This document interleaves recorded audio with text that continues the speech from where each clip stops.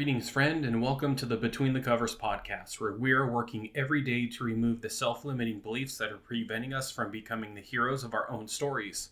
I am Marcus Spar, and I want to continue sharing with you about my story. In the last episode, I ended with many of the messages that were telling me that the emotions that I was feeling and expressing were too much, and they were not accepted.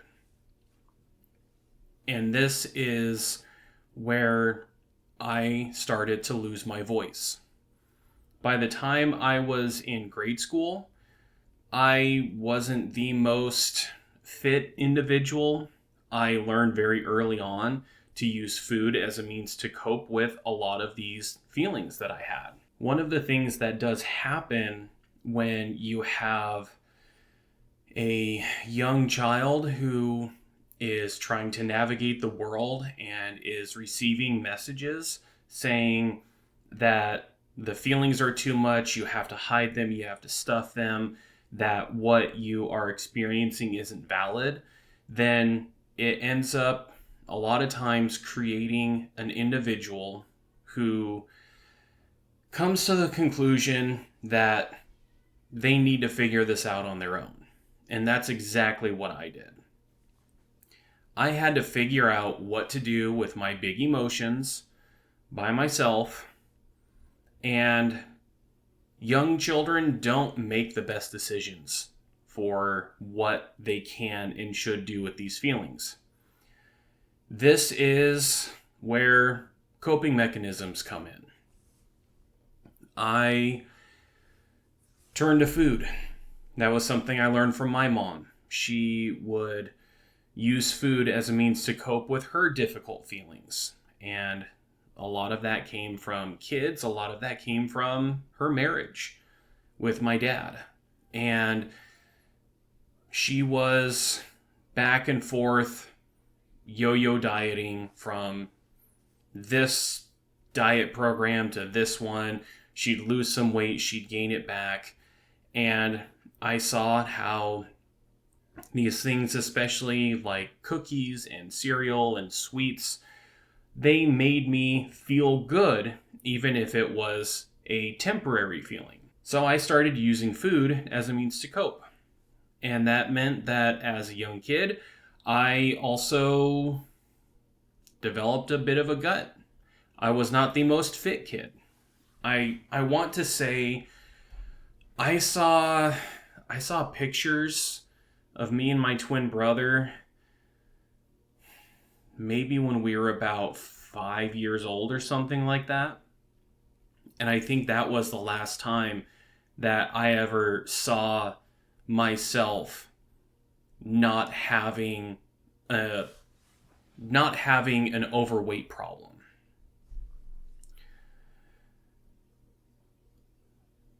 This naturally would lead to some bullying from my peers.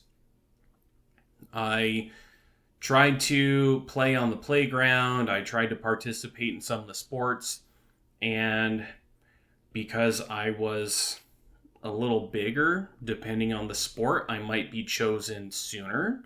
Specifically something like kickball, where it was perceived that I could kick the ball better than my peers. If it came to something more around speed or endurance, I was often picked last.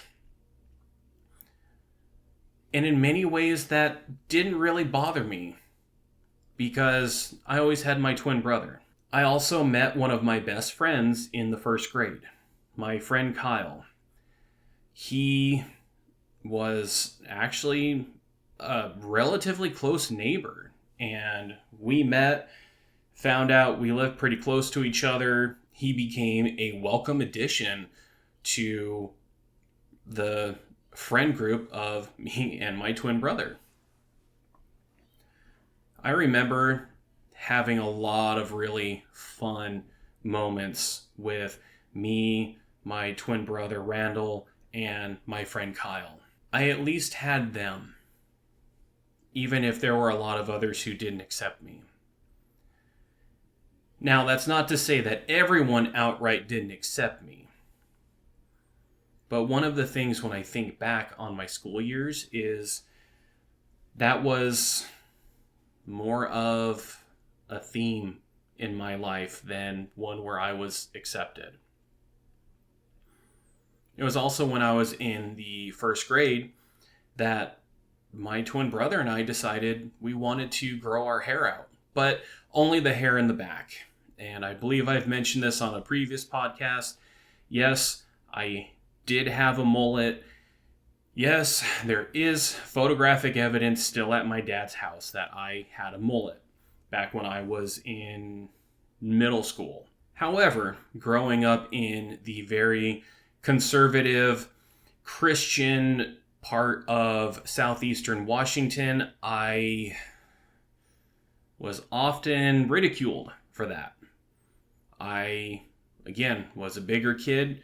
I had long hair, and as a part of not being the most fit individuals, I had extra fat in my chest. And so therefore, there were a lot of names being thrown about me being a girl.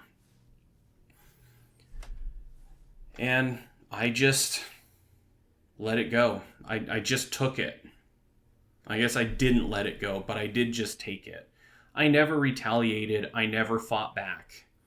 Even though one of the things that I learned from my dad, and he had conversations with us growing up, that if anyone was to ever harm us, he would support us if we took matters into our own hands and defended ourselves.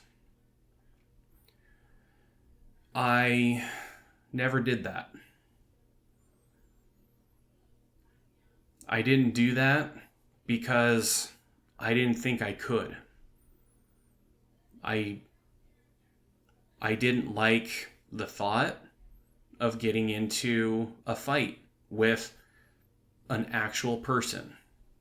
Now, my twin brother and I, and even our eldest brother, Jeff, we would role play in our backyard. I remember this was around the time that the Super Nintendo came out, and my eldest brother, Jeff, went to a friend's place and he was introduced to the game Secret of Mana for the very first time. And this was the dead of winter. And he decided to take my twin brother and I to go out into our backyard when it was freezing cold. I am in a really bulky winter coat. And he wanted to recreate some of the very first parts of the game Secret of Mana, just telling us what happened and then having all three of us act it out. We enjoyed our games. We loved playing. I enjoyed this kind of fantastical element of fighting, but only in the role-playing sense, not in the I actually need to defend myself. So I was very, very passive. And so I had kids who would make fun of me for my weight, for my hair. And I didn't know what to do other than to just stuff it. I just took everything and stuffed it inside. And it only got worse when I went into middle school. See, in middle school, my twin brother decided he couldn't take the discrimination and the bullying because of his long hair, and he decided to cut his. And I don't know what part of me was just so stubborn enough to hold on to the love of having long hair that I chose not to cut mine like my brother Randall did.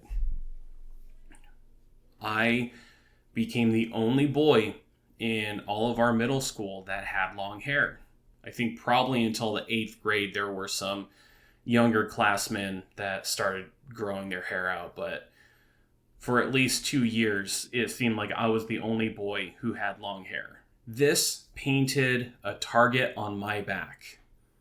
And now, it wasn't just poking fun at me because of my weight. It wasn't just poking fun at me about my sexuality because I had some characteristics that were deemed to be more feminine. They also went after me in a different way for my sexuality, and that was calling me every single homophobic slur in the book back then. A lot of this came from my male peers, and I developed an incredible distrust and disdain for men. And while this was going on, it started to come home as well. There was a period of a couple of years where I legitimately did not feel like I was safe. At school, I did not feel safe. I felt like everyone was out to get me. Everyone hated me, except for, I guess, some of the girls who took pity on me. But I would come home and my eldest brother started to be a little more cantankerous with me and Randall. It also came about during this time that my twin brother Randall wanted to focus on getting a girlfriend. And he invested a lot of time and energy into finding a girl who would like him the same way that he liked her. I lost my brothers, and my mom was really struggling with her own mental health and depression, and her and my dad's marriage was not going very well. And my dad was sometimes one of those who ridiculed me for my hair as well. I remember him coming up to me at times, and he would grab my ponytail and he'd lift it up and he'd say, "Hey, what's underneath a horse's tail?"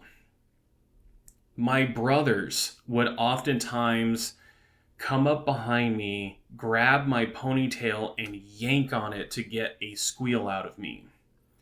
And it got to the point where I just stopped responding. Didn't matter how hard they pulled on it. Whatever pain I was experiencing, I would just internalize. They did eventually stop, but it came at a high price. It was around this time that I was going through some of the worst depression that I have gone through. I did not feel safe anywhere except for our bathroom in the basement, typically in the evening when I would be taking a shower. I'd have the door locked. I'm taking a cold shower. No hot water is being added to this shower at all. And I would be listening to music and just have the volume turned up. I was creating my own little sanctuary.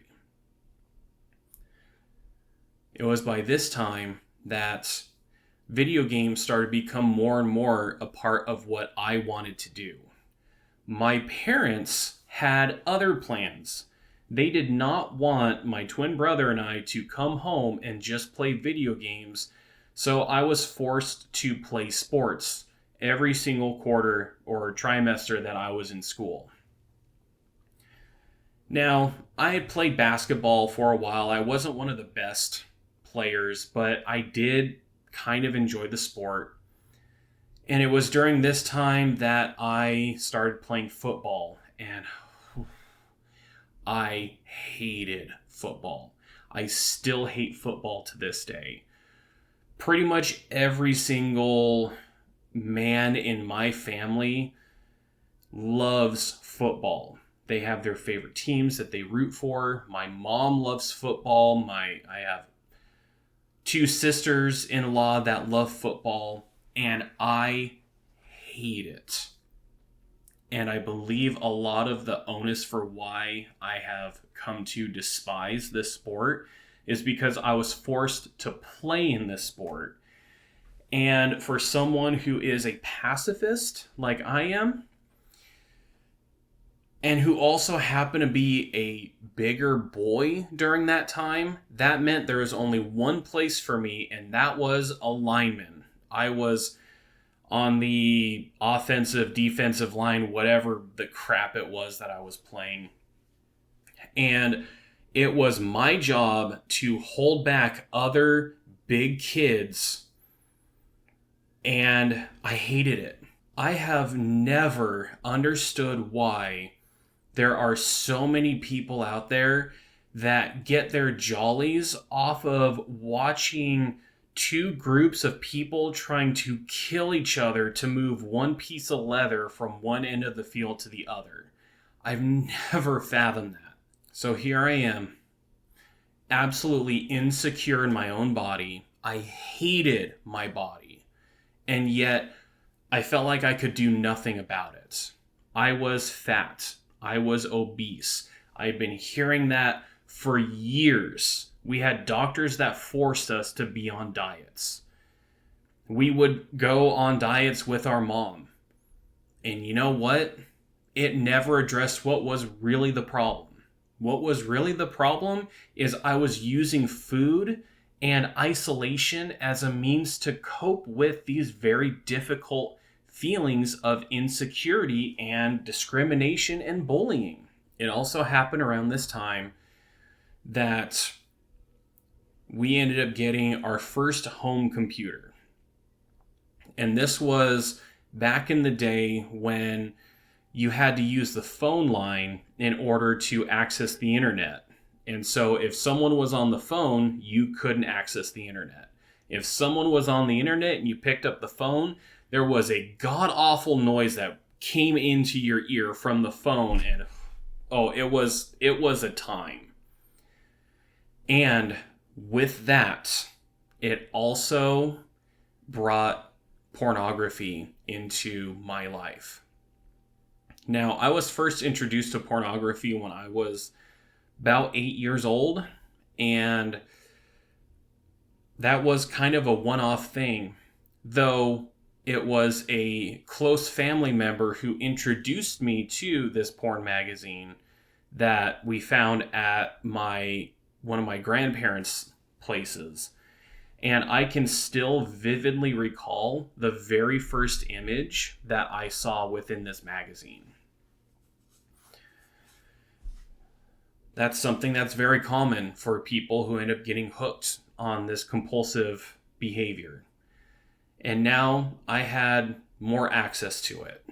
Now, granted, I also had and still have an incredible imagination. And there were a lot of times that I would use fantasy as a means to cope with these feelings as well. And now I didn't need to use my own imagination. I could find stuff online. And this started what would become a 2-decade-long struggle with unwanted sexual behavior. I felt so much shame around looking at these nude pictures online. I felt so much shame about masturbating. And I remember even one night, I had a conversation with my dad. I felt so terrible about what I was doing, and I finally fessed up to my dad. And he effectively told me that it was okay. What I was doing was okay. And gave me the logic that when I grew up and got married and my wife was pregnant, well, the man's going to have to take care of his needs somehow when he can't be sexually intimate with his wife because of the pregnancy. That meant nothing to me. At that point, I didn't even want a girlfriend. I didn't want to have someone that close to me. And here I was being told something that I was doing that made me feel so terrible on the inside was okay. I could not wrap my head around that. What I found out later on is that a lot of these messages that I received came from purity culture. Purity culture did not do me any favors, as most of the people that I work with who have also gone through purity culture, it has done us no favors. And in fact, I'm probably going to do a separate podcast just talking about purity culture and its impacts on men and women alike. However, by using porn and masturbation, I found something that made me feel very good, even if just for a little while, until the guilt and the shame came in. I would have a love-hate relationship with pornography and with my body. I remember trying to go so far as to harm myself by taking a wooden sword and literally striking myself in the testicles as a means to get myself to stop doing what I was doing. And that didn't do anything to help. Oh, I felt pain for a couple of days afterward. But again, it was not addressing the real problem, which was I had big feelings and I didn't know what to do with them. So I was very insecure in myself, in my family, even in some of my friends. In my community, I felt like an outsider. In fact, in high school, I often called myself gaijin, which is Japanese for outsider, I believe. At least back then, I had interpreted or like found somewhere that gaijin was Japanese for outsider, and maybe as even foreigner, something like that. But that was what I identified as. I identified as someone who didn't belong, someone who was not accepted, someone who could not be accepted. It was during my middle school years that, because of my depression, my depression and my anger, I became known as the evil twin. And that was a moniker that I latched onto. There's an interesting thing that took place where my twin brother and I, because of how similar we are, oftentimes did not have our own identities. And one of the things that happened very early on in my life is while playing, I was playing in the basement, and I vaguely recall it had something to do with an exercise trampoline that we had downstairs, and I wasn't jumping on it. It's like I had it on its side, and I was trying to fly over the side of it or something like that. But I hit the corner of my eye on a coffee table. And for those of you who are watching the video portion, you can actually see right here, I have a scar still from when I hit right. I mean, it was close. It was within like 2 millimeters of me actually hitting my eyeball on the corner of this coffee table. That scar used to be the only way that you could tell us apart. I remember having individuals who knew me and my twin brother coming up and being like, "Hey there, Marcus, how's it going?" Because they were looking for that scar to know which person they were talking to. And also having an older brother who was very good and popular because of his sports. He was a quarterback. He was a star on the basketball team. He was an athlete, and he was very well known. The SPAR name within our schools was very well known. that individuals who saw my twin brother and I would often call us the Spar twins.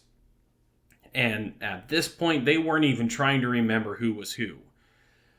So for a long time, we were the Spar twins, we were Spar's brothers, or people just couldn't really tell us apart that well, that my friends decided to give me the moniker of being the evil twin, and I latched onto that identity.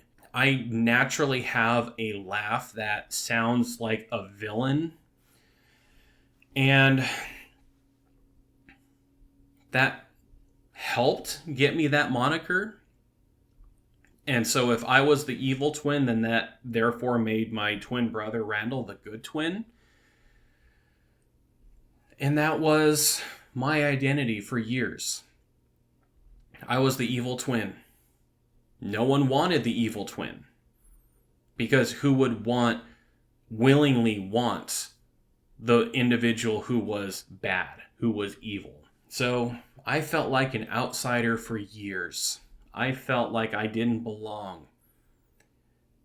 I felt like the only attention I deserved was the name calling, the ridicule, the discrimination, all because I was choosing to be myself. All of this because there were individuals who felt that in order to make themselves better or to make themselves feel better, it was easier to take someone else down in order to raise themselves up. I understand now that that's a lot of what was happening. And yet, that wouldn't even be the darkest period of my life. The darkest period of my life came when I was in high school.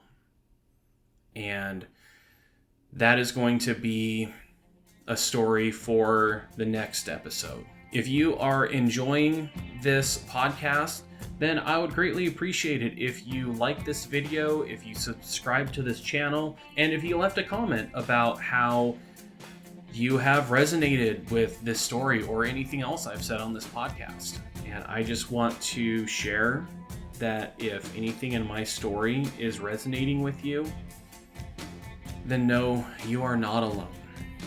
I have worked with so many people that have had similar experiences where they haven't been accepted, where they have been unsafe, where they felt insecure, where they have not liked their bodies or how they look. They have struggled with finding love, with finding acceptance. You're not alone in that. If nothing else, there's at least one other person, and that's me, who's gone through that. Next time, we'll get into my high school years and my young adult years.